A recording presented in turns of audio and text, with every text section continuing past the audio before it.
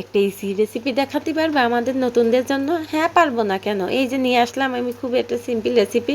তো এখানে মাংস ধুয়ে নিয়েছি আর এর মধ্যে আদা বাটা দিয়ে দিলাম, রসুন বাটা দিয়ে দিলাম, আর হচ্ছে জিরা বাটা কোনো আমি মাপঝাপ ছাড়া আন্দাজ মতো দিয়ে নিচ্ছি। আমি এইভাবে রান্না করি। আর এখানে কাঠবাদাম পেস্তা বাদাম বাটা আমি দিয়ে নিলাম, কিশমিশ বাটা কিন্তু দিতেই হবে এই রেসিপিতে। তো কিশমিশ বাটা দিয়ে আমি পরিমাণ মতো লবণ দিয়ে নিচ্ছি এখানে। তো আমার স্বাদ মতো লবণ দিয়ে আর এর মধ্যে দিয়ে দেব একটু ঝালের গুঁড়া। ঝালের গুঁড়া না দিলে এই রেসিপিটা একদম ভালো লাগবে না। রেসিপি দেখতে থাকুন, তাহলে বুঝতে পারবেন যে আমি কি রান্না করতে যাচ্ছি। তো এর মধ্যে একটু ঝালের গুঁড়া দিয়ে দিচ্ছি, আপনারা না চাইলেও না দিলেও সমস্যা নেই।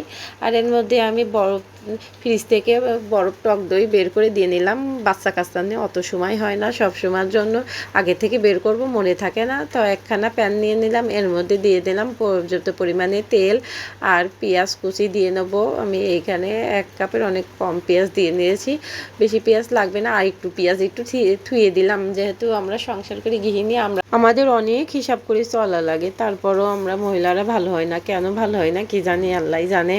তো এই গরম তেলে কিন্তু পেঁয়াজগুলো দিয়ে অনাবার নেড়ে নিচ্ছি। অনাবার নাড়তে হবে না, নয় কিন্তু এক পাশ পুড়ে যাবে না।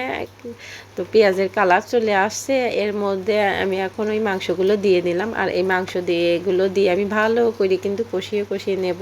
আর কষিয়ে কষিয়ে আমি কিন্তু সিদ্ধ করে নেব, আর এক্সট্রা পানি দিব না। যেই পানি আছে মাংসর গায়ে, তো এই পানিতেই আমার সিদ্ধ হয়ে যাবে নি। তো আমি সুন্দর করে কষিয়ে নেব নে। এবার ঢাকনা দিয়ে ঢেকে ঢেকে, আর এখানে এর মধ্যে একটা তেজপাতা 2টা দারচিনি দিয়ে নিলাম।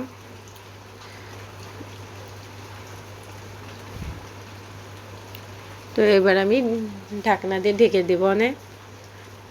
তো এইভাবে ঢাকনা দিয়ে ঢেকে ঢেকে বারবার খুলে খুলে কিন্তু কষিয়ে নিয়েছি। আমি কিন্তু অনেক আর কি ভিডিও লম্বা হয়ে যাবে না, এর জন্য স্কিপ করেছি। তো এইভাবে কষাতে হবে কিন্তু ঢাকনা দিয়ে ঢেকে ঢেকে। আর এখানে আমি কিন্তু বিরিয়ানির মশলা দিয়ে দিলাম। খুব ইজিভাবে আমি কিন্তু এই রান্নাটা করে দেখাচ্ছি।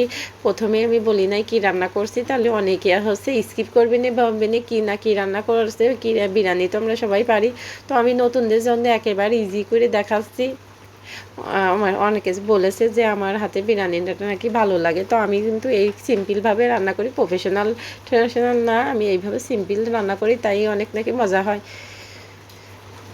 তো যারা নতুন তাদের জন্য কিন্তু অনেক উপকার হবে নি। আর যাদের একটু দেখা যাচ্ছে আর্থিকভাবে একটু সমস্যা আছে কিন্তু বিরিয়ানি খেতে চায়, তারা পারবে নি এইভাবে। আর প্রফেশনাল রেসিপিতে কিন্তু অনেক ঝামেলাও অনেক কিছু দিতে হয়।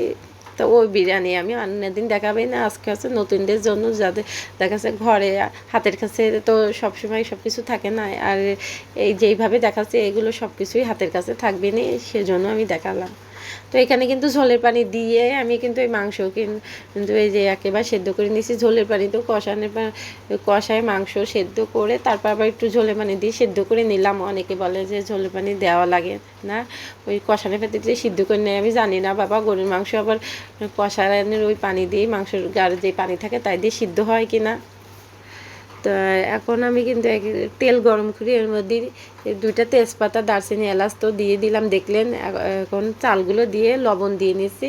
আর এই যে মাংসের গায়ে এক্সট্রা তেল ছিল না, আমি হচ্ছে চাপা তো জন্য অপচয় করা পছন্দ করি না, এক্সট্রা তেল দিয়ে আমি মাংসের চালের মধ্যে যাতে ফ্লেভারও হবে না, আমার একটু তেল বাঁচবে না, তার জন্য ওই তেলটা দিয়ে চালটা ভালো করে ভেজে নিয়েছি। আর বিরিয়ানির চাল কিন্তু ভালো করে ভাজতে হয়।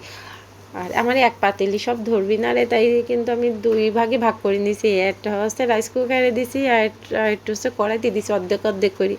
তো আমার কিন্তু এই যে বিরিয়ানি রান্না শেষ, ঝরঝরে একটা বিরিয়ানি হয়ে গেছে।